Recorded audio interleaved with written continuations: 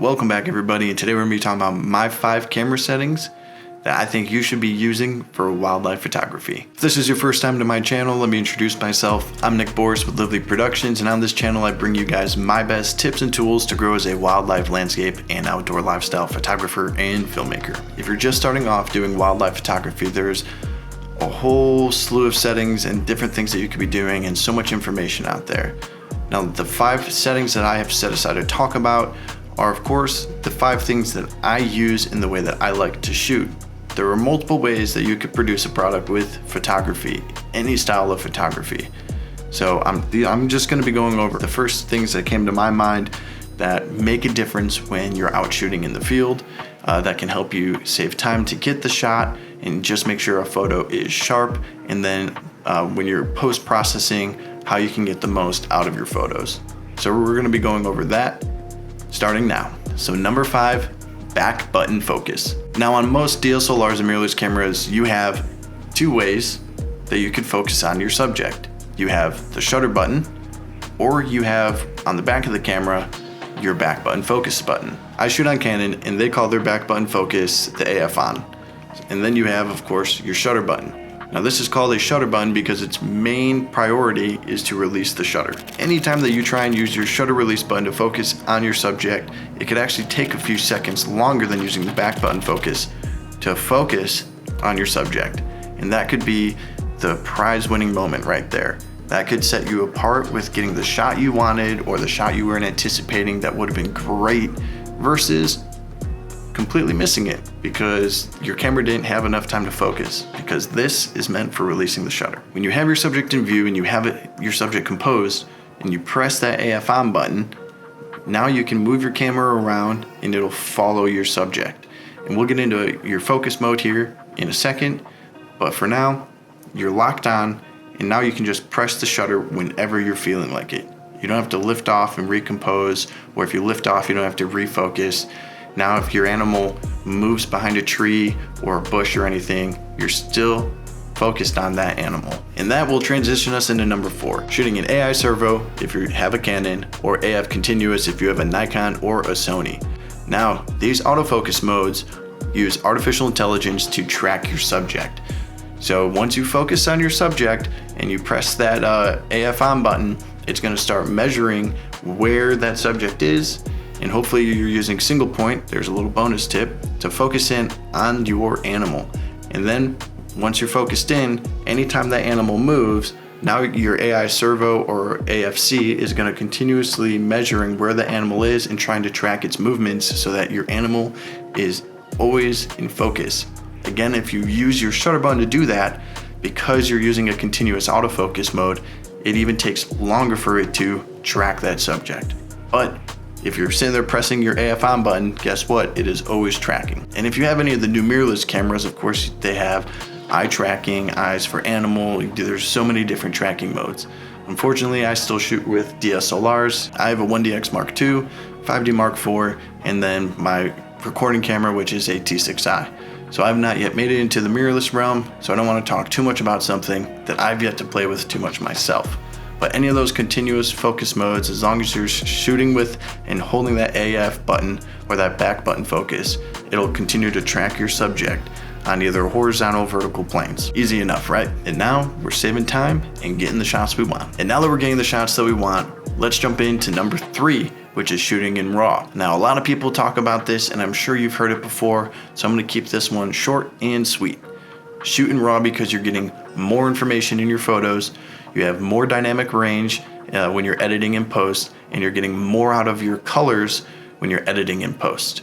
Yes, they're larger files, JPEG compresses them, but when you are editing in post, put your own identity into your photos with your own editing styles. To me, that is the most important thing that you can do, so shoot in RAW. Second little bonus tip, I usually shoot in a neutral picture profile so that everything is flat and not oversaturated or processed at all by my camera. I want to be able to have full control in post. Now for the last 2, we're talking about the number 1 thing that I get asked from most beginners, which is exposure. What I get asked more than anything is about camera gear, but exposure is the next one. So both these things are very important, so one is not more important than the other, but I'm gonna go ahead and jump into number 2, which is aperture. Now, do we want to shoot in a wide aperture or a narrow aperture? Wide meaning something like f1.8, 2.8, 3.2, or narrow meaning f8, 10, 14, 16, 20, and 20 plus. 1 meaning wide lets in more light. So the wider your aperture, just like your pupil's getting bigger, you're letting in more light, versus a narrow pupil when it's really bright outside and your pupils get nice and small, trying to keep less light from coming in and hitting the sensor. You're gonna hear so many different variations of what you should do and shouldn't do. In my opinion, do what is best fitting to your style of wildlife photography. What I do is I usually will not shoot anything lower than around 5. So I usually keep it between 5 and 6.3.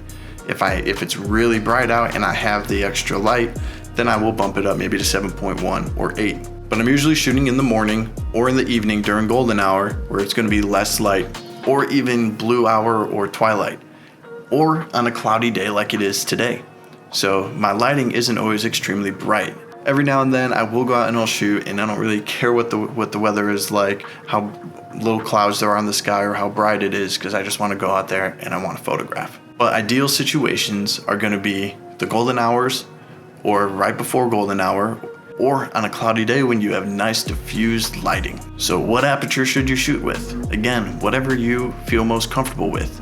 The more wide the aperture and the more light you have coming into the camera, the more bokeh you're going to have in the background.